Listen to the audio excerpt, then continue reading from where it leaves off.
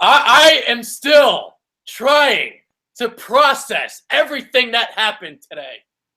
Brian Colangelo, I am trying to process why all season long you took shot after shot after shot at Sam Hinkie. And what you did today, the trade that you made today, was worse than anything Sam Hinkie did during his tenure in Philadelphia. Nerlens Noel got sent to Dallas for a bag of basketballs. Kyle Gaffner is here.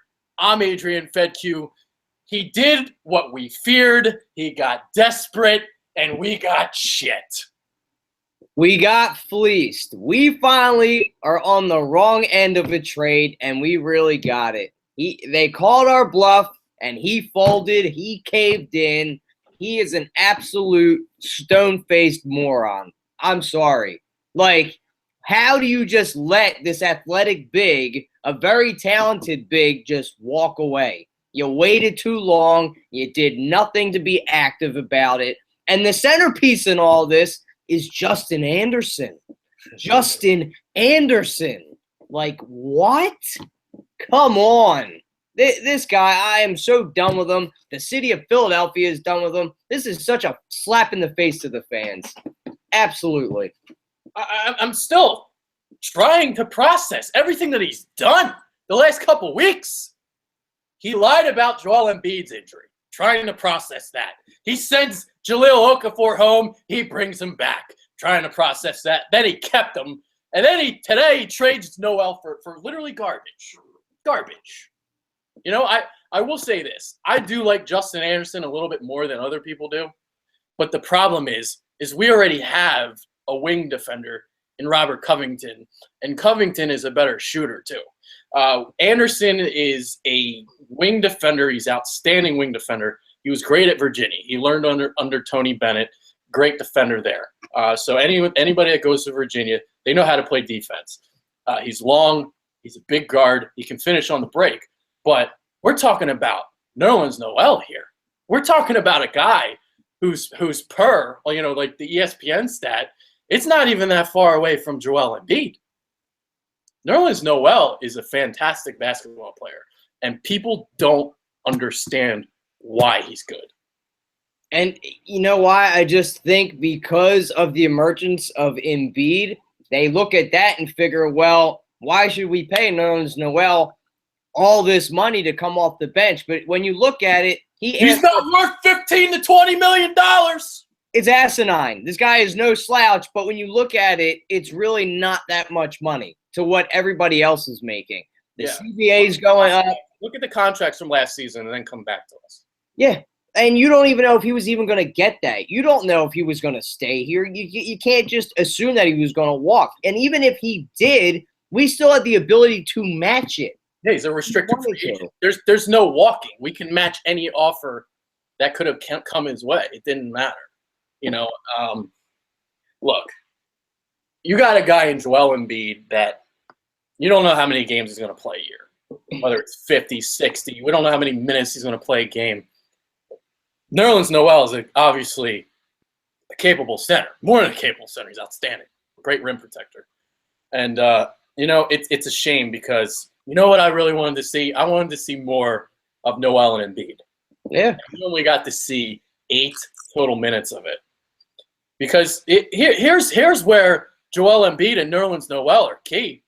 Say you have a 6 to 8 point lead in the final 5 minutes of a game, and you have Nerlens Noel and Joel Embiid out there on the floor together stopping people defensively. It's going to be very hard for another team to try to score because they're lockdown defenders. There's great. I would feel fantastic. That, to me, with those two out on the floor, would be like having a 20-point lead because of the way they can lock down defensively. Yeah, they can switch the pick and rolls because they can both guard the perimeter and the rim. They're outstanding. Joel Embiid has even admitted he could take more chances for steals because he knows he's got somebody that's capable of defending the rim if he makes a mistake. Yeah, man. And I'll tell you what, too. People are going to laugh at this.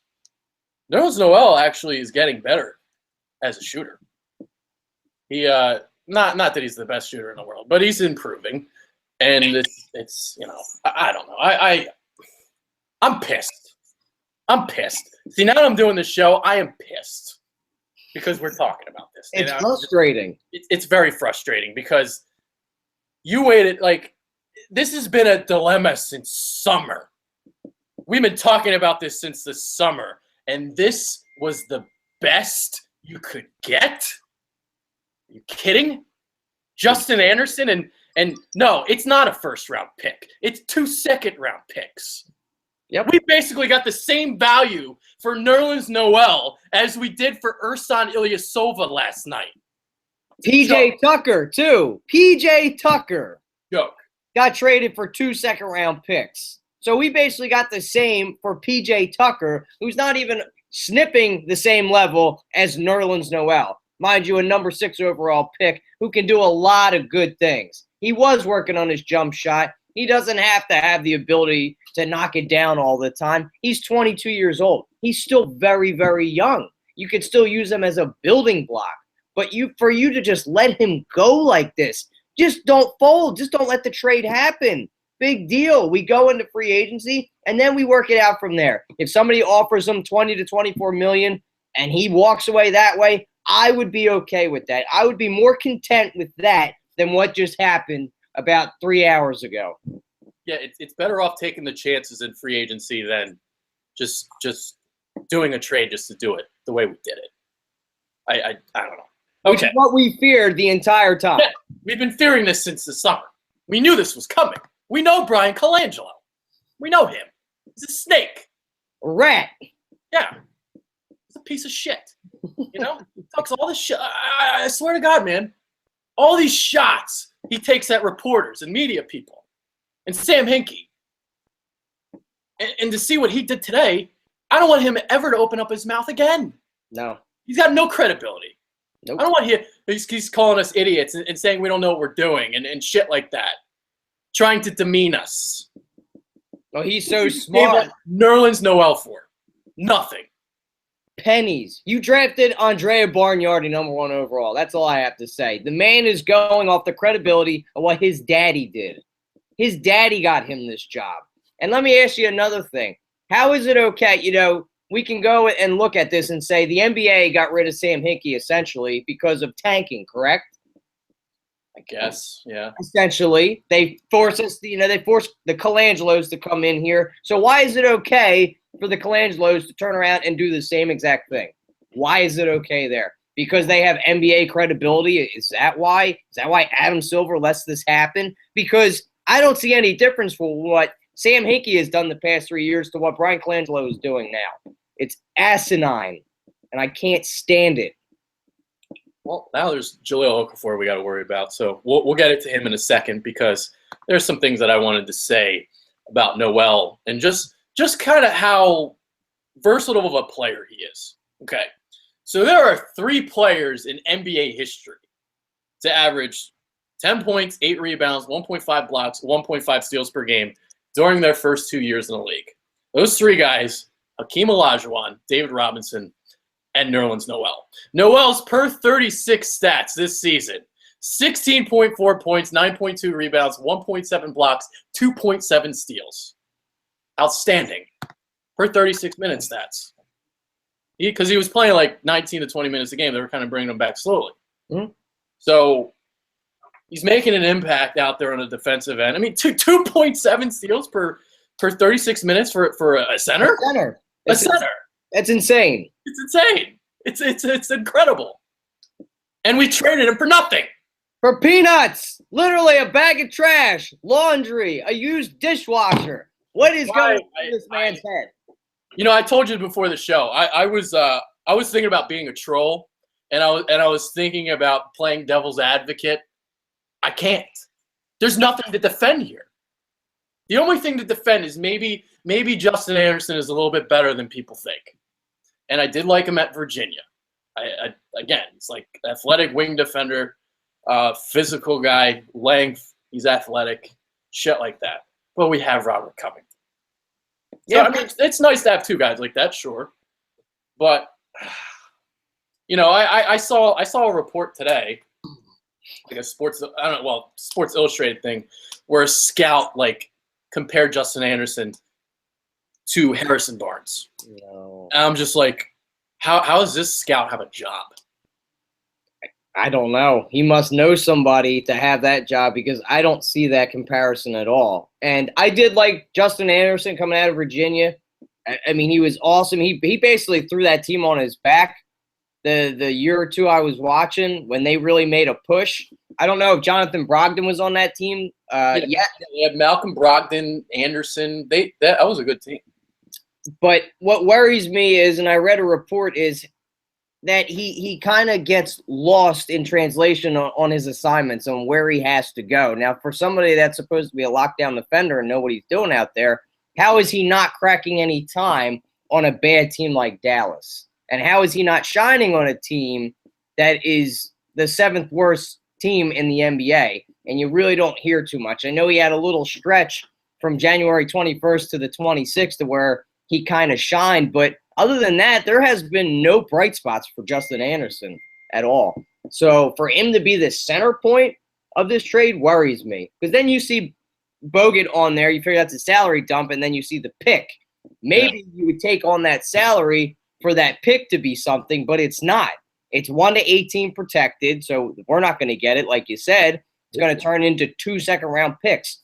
Why not have them garnish it and make it year in and year out, like next year, maybe protected from 1 to 10, kind of like the Lakers pick has been? You got to try to fight for at least a first-round pick for Nerlens Noel and not just take this mediocre, steaming pile of crap, which is this trade for a second-round pick this year and then a second-round pick in 2018.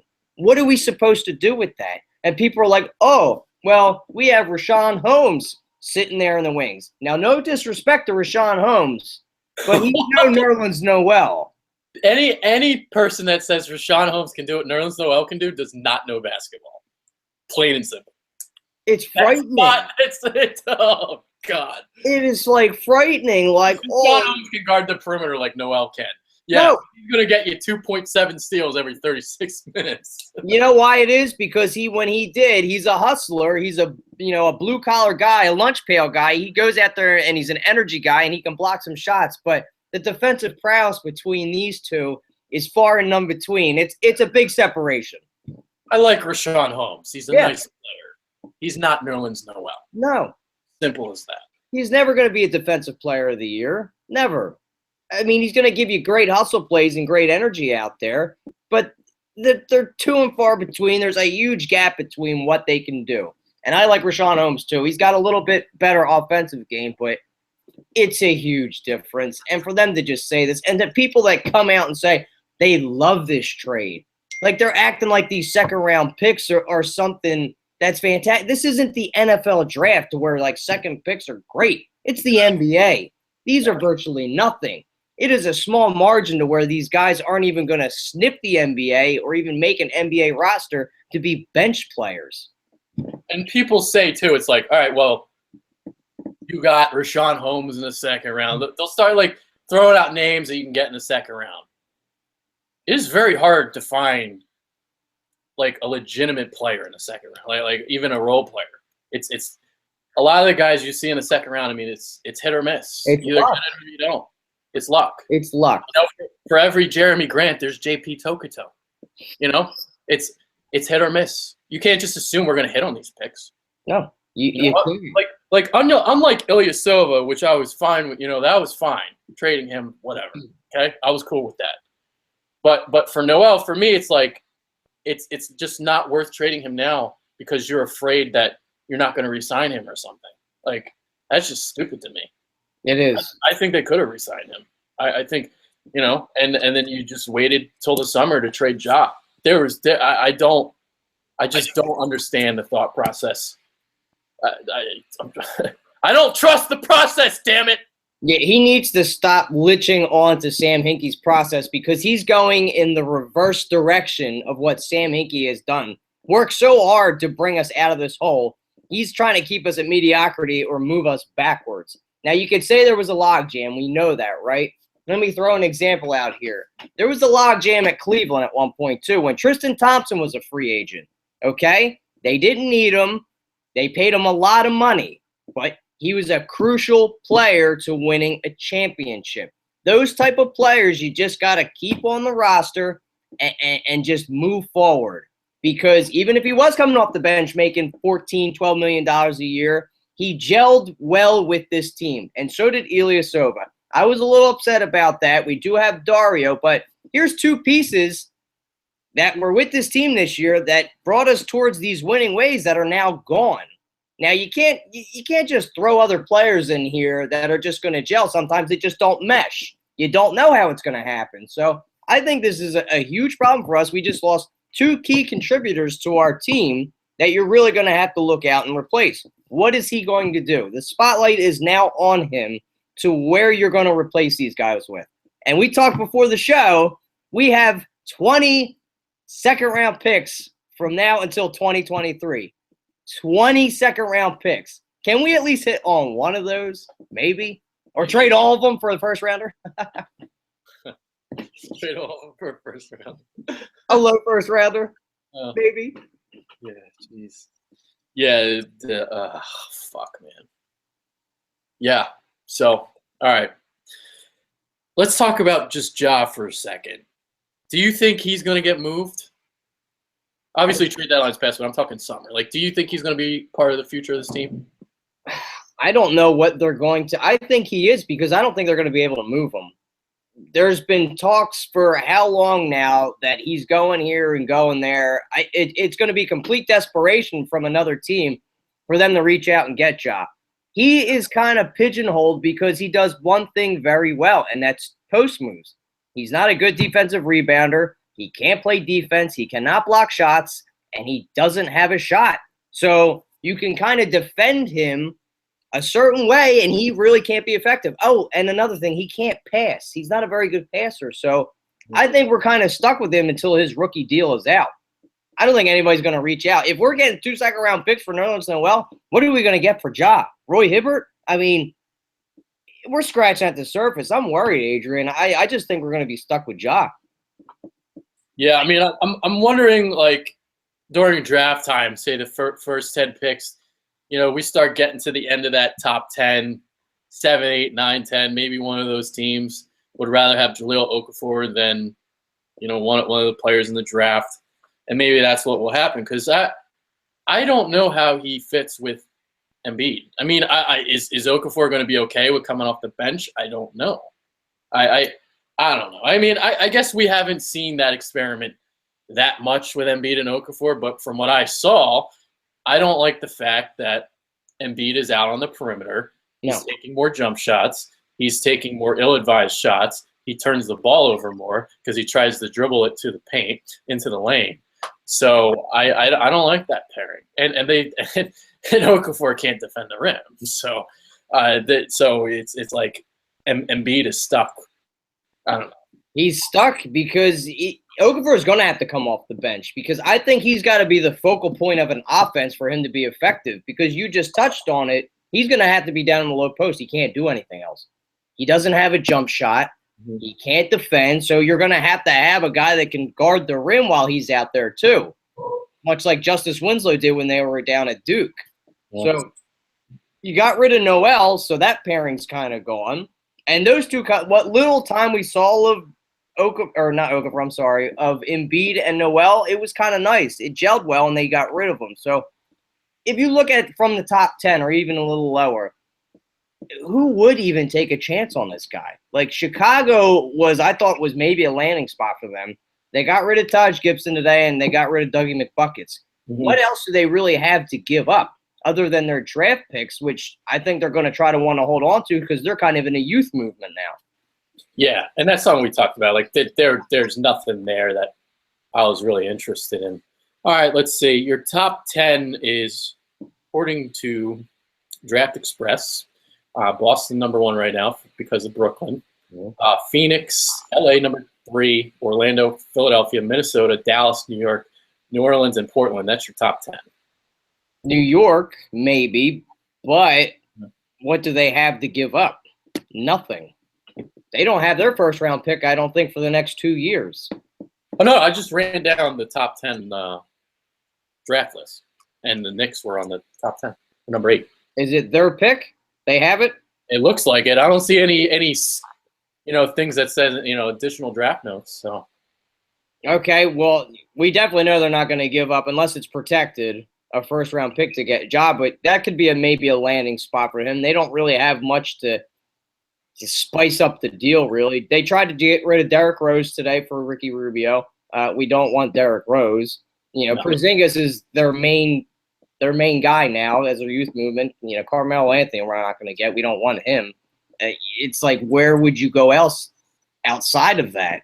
Well, it would be Josh straight up for the 8th pick. That's what the trade would be. I think we'd have to throw in something else, maybe two second-round picks and maybe another guy to land that. I mean, if Phil Jackson's drinking the juice like Brian Colangelo is. Yeah, I'm fine with throwing in a couple second-round picks. I mean, we have like 120 of them. Yeah, we got a ton. So when does it get to the point, Adrian, where we start trading picks for players as opposed to players for players? We've accumulated all these assets is what you want to do, but it gets to the point where you have so many that you want to try to make a move and do something with these. Try to use 20 seconds to get into the first round. Yes, something. Just start trying to trade picks. Like, look at the Celtics. They have been sitting on these picks, but they're in a little different situation. They're in the driver's seat. We got to try to package some of these second-round picks to move up to a first-rounder or try to get a piece. Something. We just got to move forward. And what I've seen out of Colangelo, he's not in the driver's seat. He doesn't know what he's doing, and we're frightened. I think we're all frightened. There was a lot of Sixers fans that were really pissed about this deal. Now, like the only, the one positive I think with him in terms of like Sam Hickey, I think he'll be able to handle like free agency better and sign some more players than Sam did. But other than that, I don't trust his drafting. I don't trust his trading. We just saw that today. So, yeah, I mean, I've never been a Colangelo guy. We've talked about that before. So, yeah, there's that. All righty then. What else did we talk about?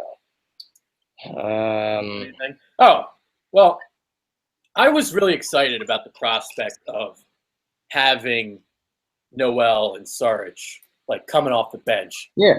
And like the rotation was starting to come together. Yeah. It really was. It was jello. And then we just trade Noel today. Like, what the fuck? Both of them, two pieces. Dario's probably going to be the starting 4 for now. When Ben comes back, he'll be the starting point. They can mix that up a little bit. But you have to build up your bench, too. You can't just have a starting 5. You need a bench to be successful in the NBA. And who do we really have coming off the bench? We got Sauce. He's shown a little bit of a bright spot. But you need some more cohesion. This was great cohesion with this team. We were building wins. It was a great morale. Everything was starting to finally gel. And then we just hit a roadblock now. Where does he go from here to try to fix this? Who do we go after in free agency? Does he try to make a trade during the draft or, July 11th to make a move? Does Ja move anywhere? And if this is any indication, I'm going to say no. I don't think Ja's staying. You don't think so? You think he's going to get moved by draft night? Yeah. I think he's getting moved on draft night. Okay. I don't see how he can be a fit, man. Like, how can he play with Embiid? And even on the second unit, like you're talking about Saric and Okafor, and that's not a deadly defensive tandem by any means. No. You still think Saric's going to be coming off the bench? You don't think he's going to slide into the starting 4? Well, I'm talking about like no, he's going to be the 4 for the second half of the year. But what I'm talking about is future. Like, what is Saric really? Is he a 6-man or is he a starter? I think he's more of a 6-man. I'd like him to have our second unit. I agree with you. I'd like to have him coming off the bench because he could even be the starting point forward. We see. Yeah. Like I'm talking about like when we're really ready to win. Yeah. What start? Yeah, it's not. I'm not talking about the second half of this year. Obviously, he's going to get more of a look and he's going to start. So, but I think ultimately he's a bench guy and he's a great 6-man to come off the bench. Like you can't undervalue the 6-man either. Right. So I don't want people to like take that the wrong way. Like it'd be a great role for him. You need a 6-man. You need a bench to be successful. It's always been. I feel like people do undervalue the bench. It's nothing. You don't have to be a starter to be successful. You can still be a 6-man and be very successful. Look at Jamal Crawford. He's made a living off of being a sixth man for a very long time. But you're going to have to go out and start in free agency and get a starting four unless they think Ben's going to rotate between the point and play a little bit of 4-2. We don't know until he gets out on the court. When are we going to see Embiid and Simmons play too?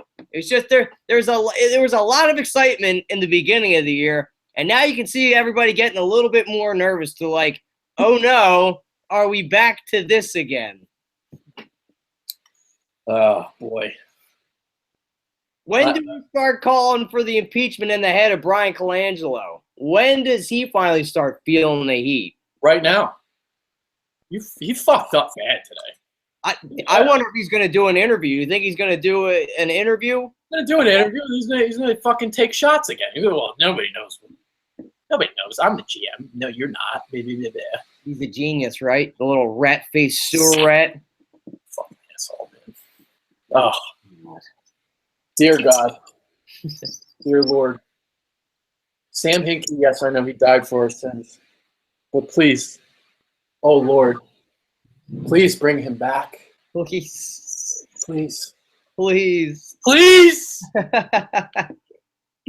And you think Noel's definitely going to get re-signed to a 5-year deal now with Dallas because I think he's a building block. Dallas going to match anything. They want him.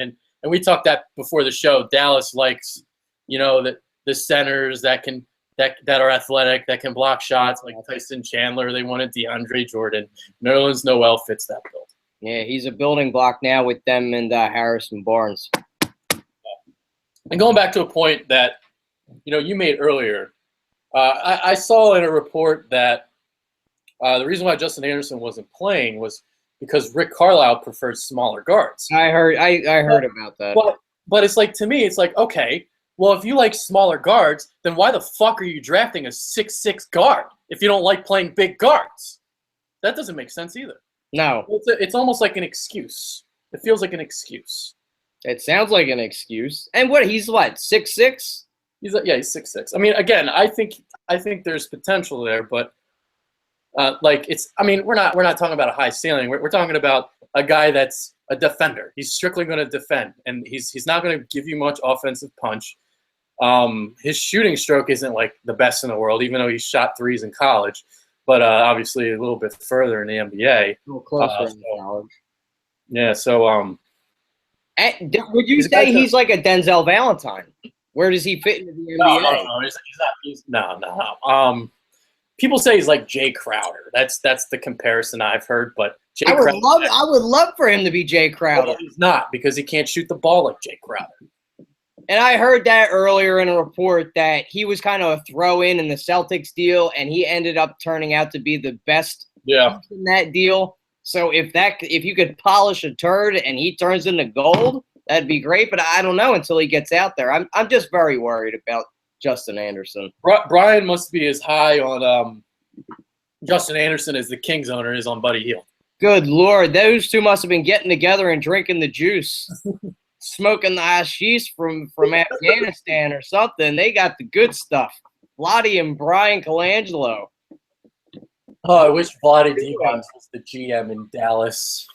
I know. And we had the Dark Lord fleecing them yet again. Hinkie would have turned this into a beaut. He really had. Can we just bring him back already? Get him out of Palo Alto. Get that beard shaven off and get him back to where he rightfully deserves, up in the Sixers office. I would rather have a package of bacon than what we got for Nerlens Noel. It's terrible. I want to return my season tickets now because of the moves that he's doing. I don't want him in here at all. And, he is arrogant like you touched on. Yeah, and that's what I hate. I hate it. He's awful. I hate Howie Roseman, but I might hate Brian Colangelo more right now. He's awful. Did I tell you the story when I was down at the center the one time, right when he got hired and Hinkie got fired? People were wearing Hinkie supporter shirts, and they got kicked out of the center. Yeah. They literally got walked out. And me and you have had our issues down there, so you know how they do it down there. Oh, yeah. It went right straight to his ego, and he's like, no. Yo, I'm coming out of my sewer to kick these people out. I'm the new GM. I'm going to take all the credit for this. Yeah. Yeah. Looking out of the side of his face with that big snout and the whiskers. Disgusting sewer rat. Good God. Ugh. Sorry, I'm still ranting from a couple hours ago. I cooled off a little bit, but it's still the fire is still burning. You got my fire out. Like I was busy today, so I was like doing work. So it was almost like I couldn't really process all the information. That you're not trusting. That you're kind of trying to wonder, are we trusting the process? Oh man. Now this I have a question for you. For like, unless you have anything, I was wondering for a final thought. Does this change our position on drafting certain players? Do you think this is going to change who we're going to go after in the draft now? Well, we're going to still go after Cards. Are you sure? Are you sure? Can you see him maybe taking Josh Jackson or something like that? Hey, I wouldn't hate Josh Jackson. I don't know. Josh Jackson? I don't know. I don't like. I mean, there's other guys I prefer, but I don't hate him. But for a guard, say we do get the top pick, and this is a dream come true, and there's Fultz is there or Ball or whatever, and they take Josh Jackson, you would be okay? No way they would be that stupid. I hope not.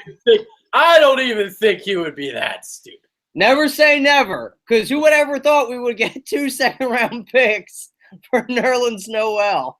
You never know. Fuck, man. We're going to draft Anthony Bennett with number 1 overall. Andre Bargnani 2.0. We're gonna take Jonathan Isaac with the number 1 overall pick. I can see it. I can definitely see it happening. The skinny rail from Florida State, number 1 overall. We'll pass up Lonzo Ball. We'll pass up Markelle Fultz. Sure. Let's take this guy. He's the franchise. He'll be the next Nerlens Noel, he could say. Yeah, look at him. He's the next Nerlens, guys. Love me now. I fixed the Band-Aid. Just rip the Band-Aid off. Just love me, fans. I'm the best. He's in a situation where it's like impossible to fuck up, and he's already fucked up. Yeah. He has. This was like a dream job for a lot of GMs, and he was gifted to it. And how could you mess this up? But it looks like he's really starting to like unravel and dismantle it. It's really getting me worried, bro. It's really getting me worried. I'm scared. And now he's, like you said, he's lied about Embiid. You know he's probably lying about Simmons. Now, the tank is in. Are they going to play? Because he was supposed to – they said Embiid was going to come back this Friday against Washington. Now I heard he's not coming back till the 4th or the 1st. Yeah. He's going to miss his next 4 games. And then another lie will come out, be like, oh, yeah, he got a hang now, so he's got to stay out the next 10 games now. Oh, it's just going to keep getting pushed back. I don't know why we're worried about tanking when the Kings are going to be doing it for us. Yeah, we have that, and then we have the Lakers pick, which is nice. But say that you would think that was foolproof, but say we do rely on that and the Lakers do get it, because you know if the Kings fall out of the top 10, that pick goes to Chicago. The Kings pick. Gotcha. So I mean that's that. Then we won't really have a pick, and then depending where ours falls too, it's the sweet beauty of the lottery. I kind of wish we knew what the draft standings were going to be beforehand, but it's a fickle thing, that lottery. Yeah. I get a little lucky. I hope so. I hope Silver just gives it to us and say, well, we've screwed them out of Lakers pick for the past couple of years. Let's just get Philadelphia on the right track so they stop doing this tanking thing. It'll be interesting to see what does transpire and who they go after, because, I do think, I've said this before, I think Lonzo Ball is the best player in this draft, and I don't think he's a fit for us, though, because you can't have – I don't think Ben and Lonzo can work together. No. I don't see that happen. Lonzo needs the ball in his hands. Definitely. He can't play 2-guard, much like a Fultz can or a Monk. Yeah. Fultz and Monk are like the 2 obvious guys you got to go get. Mm-hmm. And you could get Monk because I feel like he might fall. I don't think he'll fall out of the top 5, though. Monk. I don't think – I know he's projected to go to like 7 to 12 in that range. I don't think he does, though. With his play this season, I think he goes top 5 with that shooting ability. And the way the NBA is now with shooters. I guess scouts are worried about his size, maybe, because he's like 6'3", 180, 190 or something. Yeah. I don't know if that's what it is. Like, he'd be a small 2.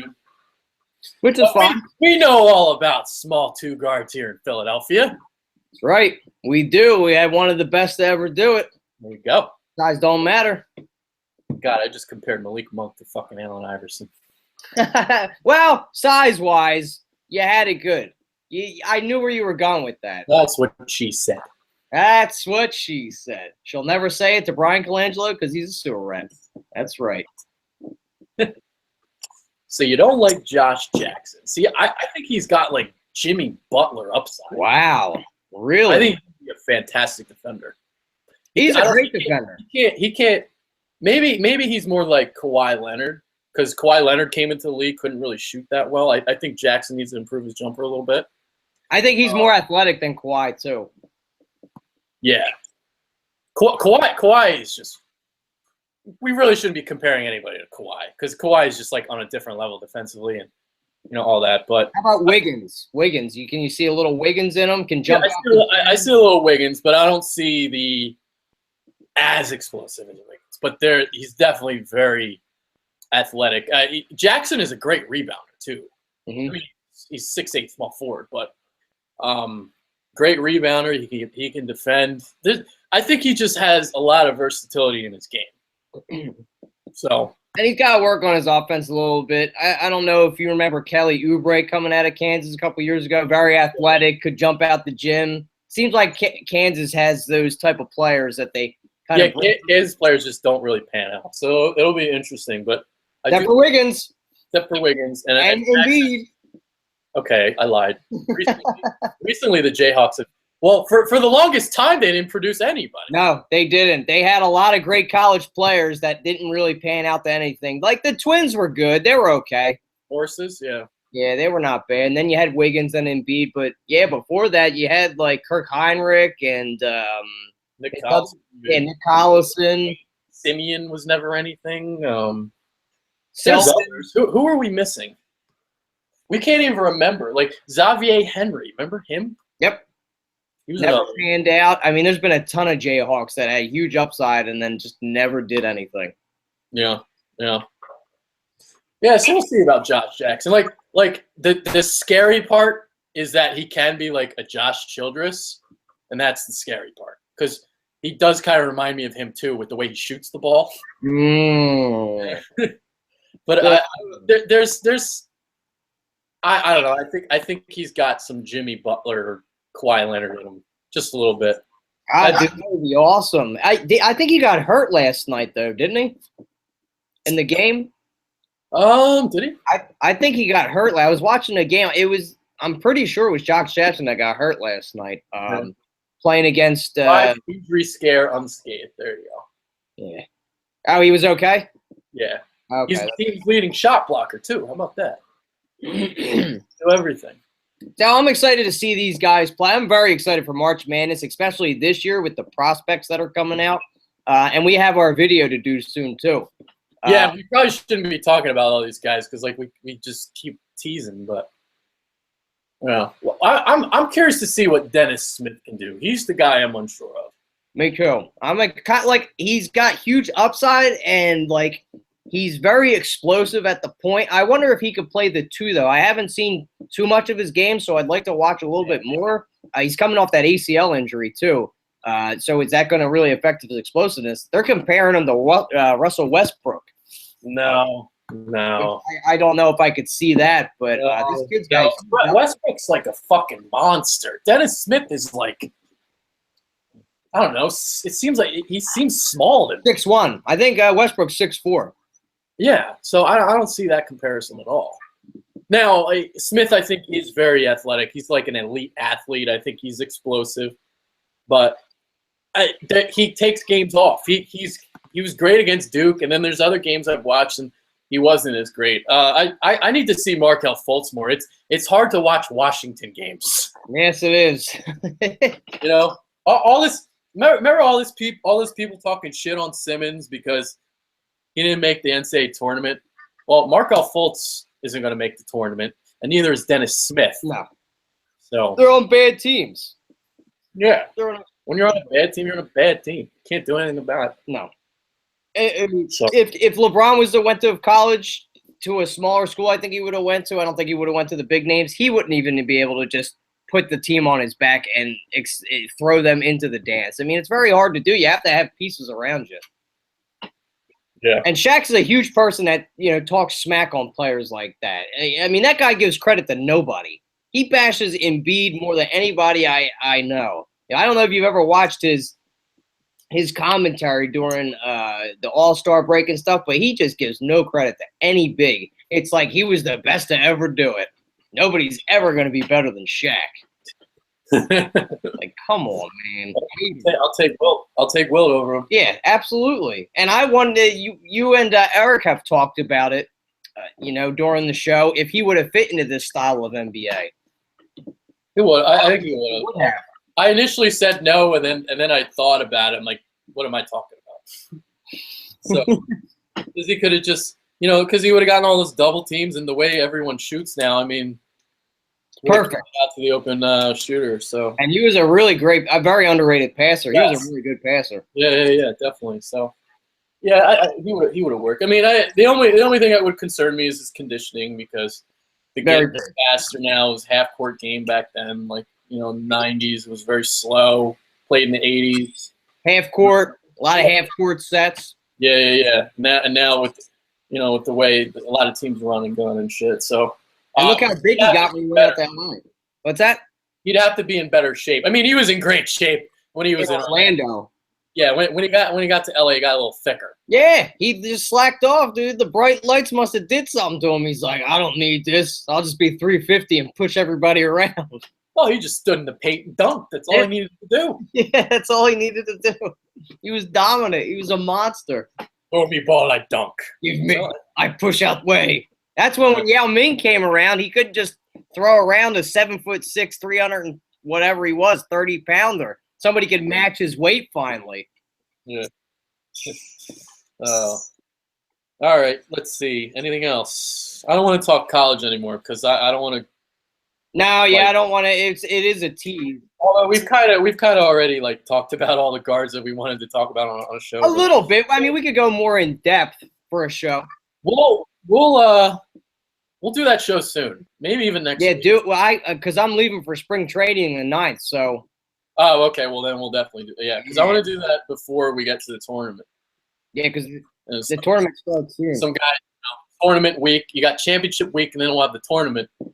And these are guys to keep an eye on, shit like that.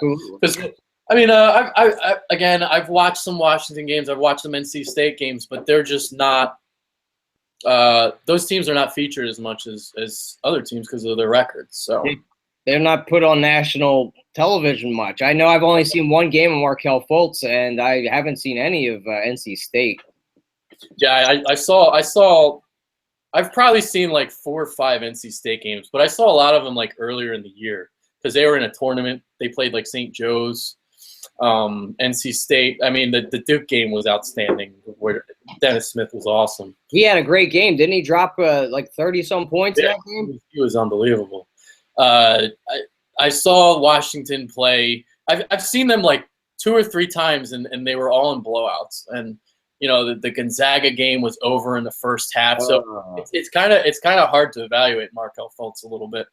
Yeah, because he's doing everything. He's literally putting the team on his shoulders, and then if he's not having a great shooting game, I mean, they're done. They've literally got no talent. If Chris would have stayed there, they would have had a little bit more to build on. I honestly, I think they have some talent. I just think Lorenzo Romar is a buffoon. A bad coach. Yeah, I just don't think he can do it anymore. He recruits well. He gets these pieces. He had Nigel Williams-Goss. He's on Gonzaga now. You had Marquise Chris last year. There's what's his name? Malik Dime this year. He's pretty good. I like that guy. Yeah, they have some pieces. They just never win. They haven't won since 2004. Yeah, like when you said when they had Nate Robinson and Brandon Roy. Yep. So And that's a blast from the past. Oh yeah, for sure. Yeah, the Pacific Northwest is a really great. They should bring an NBA team back there because it's a big market and it's a basketball town too. I think. I feel like the Supersonics got the shaft when that all went down. They got to bring a team back there for sure. Yeah. All right, let's do final thoughts now. I don't know how long this show's been going, but it seems like it's been going on forever. I think we got 35 minutes. My final thought was, do you think they were going to adjust their draft status? Yeah. On the moves that had just happened. My final thought, I can't wait till March Madness, man. I know, I'm psyched. It's right around the corner too, bro. Yeah. I got to start doing bracketology shit, man. I've been late on the bracketology this year. I do that every year, but I've been too busy to do it this year, so I'll try and do it. Maybe I'll just do it for PI and that's it. Because I do videos with it, but like I just don't have a lot going on, man. Sports is really, really bursting. It's understandable, and and we know how much you love college basketball, and I love it too. And I just think because this draft class is so deep in guards, and a lot of these players are going to be on TV for a lot of people to see, so it will be a real treat. I like Jason Tatum too, but I'm not going to go into that. Do we have any questions from any of the viewers? You going to do that? Oh, hold on. Let me pull up those comments.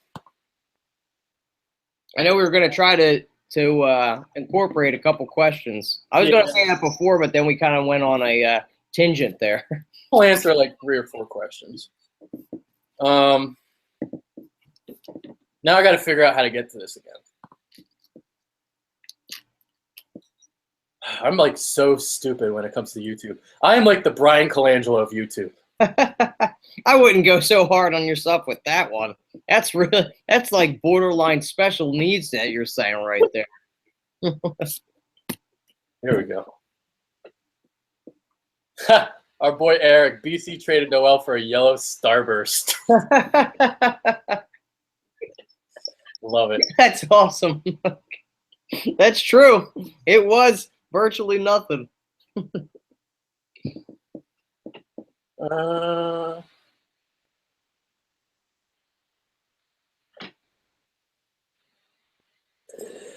not seeing any questions, just people bantering back and forth. Oh, okay.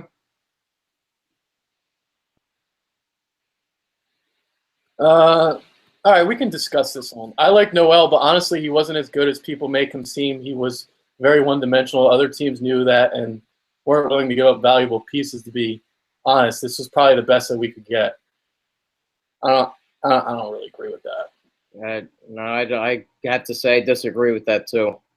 He's not one-dimensional at all. I don't know how you can be like, because he can run the floor and catch lobs and stuff like that. That takes some talent. Yeah. He's improved as a jump shooter a little bit. He can steal the ball. He doesn't have the best offensive game. Like I'm not going to deny that, but to say he's one-dimensional, I mean that's hating on what he can do defensively. Like if he was one-dimensional, I would say one-dimensional player would be like a Bismack Biyombo or like Serge Ibaka. They literally just can block shots, But Nerlens can block shots, run the floor. He's an underrated passer, and he's a pretty good rebounder for how scrawny he is, and he can defend guards as well as bigs down on the block. So I'm gonna have to disagree with that commenter. Mm. All right, okay, we got a Dallas fan. Uh-oh. You guys think Noel will help the Mavericks a lot? Yes, I do. Yeah, definitely. It's like a building block. He's like another Tyson Chandler for them when you guys won the championship. So I think he's better than Tyson Chandler because he's not as slow-footed and stiff in the hips as Tyson was. So I think you're getting a better, bigger, or not bigger, but a more athletic big that can defend on the perimeter and down on the block. Justin Anderson is better than Okafor. I don't know if this guy's drunk or fucking high. I don't know. He's got that Afghani hashish. He's got that hashish. He's like hitting the dabs real hard. I'm sorry, brother. That is not true. Oh, man. Somebody thought this was a great trade. Oh, boy. Sixers obviously weren't going to re-sign. That's not true. You can't say obviously weren't going to re-sign Noel. You can't say that. No. You can't. He's a restricted free agent. We could have matched any offer we wanted to. Yeah, that's an assumption. You don't know what was going through the organization's mind or his mind. He could have definitely wanted to stay here. You have no idea. You can't come out and say that. He goes, a 23-year-old has potential 2 second-rounders for 26 games in Noel. That's not the way you look at it. That's a bad way of looking at it. So yeah, when did second-round picks become so valuable to people? I don't understand. It's because they're thinking of, all right, well, I guess somebody giving a max contract to a backup center. Who said he's going to get a max contract? Just because he asked for it doesn't mean he's going to get it. Yeah, exactly. And the CPA went up. So look at all the money these other players got. Like, Andre Drummond and Reggie Jackson got $80 million. I mean, and it was the same situation with Tristan Thompson. He was a backup at one point, got inserted into the starting lineup. They didn't need him because they had traded for Kevin Love, and they still paid him. It doesn't matter. It really doesn't matter. We have plenty of cap room to sign this guy. Darkest Dragon comment: how much will he command? Like $20 million a year? I think it's going to be about 15 to 20. Yeah, 15 to 20, and I think he's deserving of that, especially when you look at what Paul George is going to get up in the open market. Boogie Cousins would have got 200+ million. So 100 million to 200 million is a huge drastic change. So I definitely would have thrown that at him. Yeah, I don't agree. He's getting max. Mark Cuban does like to throw the money around. Reggie got 80 million now. Pistons are dying to trade him. Well, Reggie, he's a little bit older than Noel. Yeah, and he was a different player, and they're kind of stuck with that. They kind of screwed themselves. Yeah. By paying him that much money. I agree with because Darkest Dragon, he can chase down like D-Wade can off the glass blocks, but nothing else. His 3-point is so bad. I think his range is like the college 3-pointer, and I don't think he can do. I don't think he can shoot. I was talking about Justin Anderson again. Oh. Yeah, I think he could become maybe like a Bruce Bowen, a corner 3. Maybe make a little shot. You don't think he can hit a corner 3? No, not consistently. Justin Anderson is better than y'all think. I agree. I was saying that the whole show. Does Noel have a downside like Jackson? Will Mavs regret it over time? What is the question? Jackson who? Randy or Jackson from the Pistons? He posted a bunch of comments. Does Noel have a downside like Jackson? Will Mavs regret it over time? Well, the downside is, you got to hope that he can progress his offense. And he stays healthy. Yeah.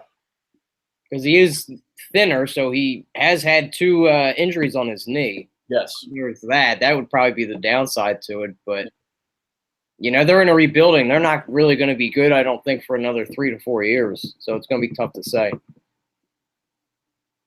He's saying Anderson's range is in the paint. I mean, from what I saw in college, he can shoot the 3. It's just not consistent. It's he can shoot it. He's more of the elbows and like the wing jumpers from inside the 3-point line. That's his range. You don't think he could stretch it out to the I think he can stretch it out maybe over time. Yeah. Work on the shot during the summer. But yeah, I mean, I don't understand the Harrison Barnes. Yeah, I don't see that. Comparison. I don't get it. Because he can do a lot of things. Harrison. If that was the case, I would love this trade. If he became Rashawn is better than Noel and Anderson. Oh boy, come on, dude. No, stop. Oh, okay, he's just kidding.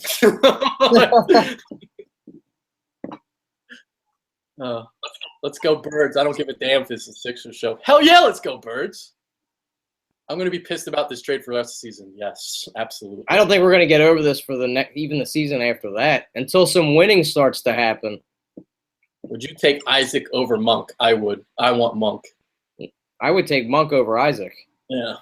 I don't. Yeah. No, he can't. Not reliable. You can work on a jump shot. Yeah, you can. Work on a jump shot. If he has the drive to do it.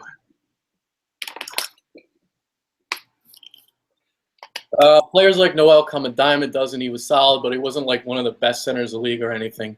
Not a dime a dozen player. No. People overrate Noel. We were lucky we got what we did. No. I don't agree with that. We got fleeced. We got shafted. How is he a dime of a dozen player? Please explain that. Because why? I don't think people understand what Noel brought to the table.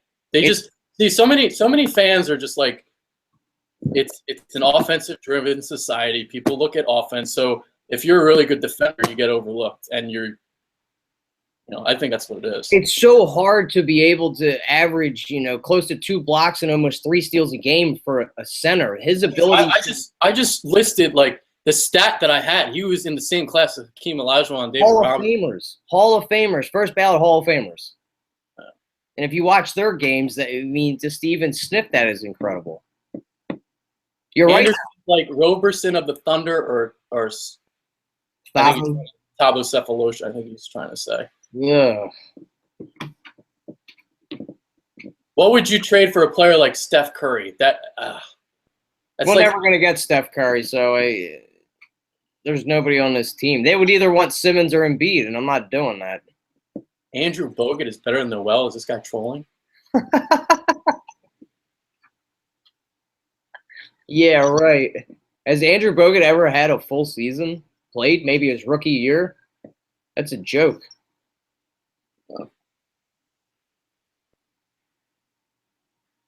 All right, I'm done. I'm done with the questions. Okay. All right, yeah, because we're about an hour in. So. All right. So people don't respect Noel. They don't. I think you're right. I think it's because it's offensively driven and defense gets underlooked, much like in the NFL now too. Defense is just underlooked. Everybody just wants to see a lot of points scored. Like you can be a versatile defender. That's not being one-dimensional. No. If you can guard the perimeter, guard the paint, protect the rim, guard the block. I mean, I don't think he's great on the block. Because he can get overpowered on the block. Yeah. But in terms of his perimeter defense, he can switch on anything. He can protect the rim. I don't. He can be a defensive player of the year. Perennial. He could win 2 or 3 easily. Yeah, so I don't know how that gets overlooked like that. That's crazy. And maybe people will notice it as he shines more with the Mavericks. If he does, maybe now that he's going to get full minutes out there, if people maybe try to understand it. But when they brought Tyson Chandler back to the Mavericks after they lost, they won it when they brought him back. That's how important a player like that can be on a team. You need a rim protector in today's NFL. You need one. Look at Ja. Ja's the perfect example. Offensively driven, doesn't play like a defense. Nobody wanted him. Nobody wants him. You can't just be pigeonholed like that. I'm still trying to comprehend how people can think Richaun Holmes is the same player. I don't know. I have no idea because he blocks shots, but he can't steal like Noel can. He can't guards like Noel can. I think he's a little bit more stiff in that area. He's got a better offensive game, but like Noel can anticipate the passing lane like a guard. Yeah. Absolutely. And that's what makes him so versatile and so much of an asset, I feel. Yeah. You're talking almost three steals a game. AI didn't even do that. Yeah. And he was for a 6'10" guy. To do that. I know. It's baffling how people don't see that, but I don't know. I don't get it, my friend. Nah, it's all good. People have differentiating opinions, like we're not going to have the same opinions as everybody which else. you're entitled to. Yeah, absolutely. All right. That's Kyle Gaffner. I'm Adrian Fetke. Hopefully you guys enjoyed. This was a long one, so I'm winded. Later. Peace.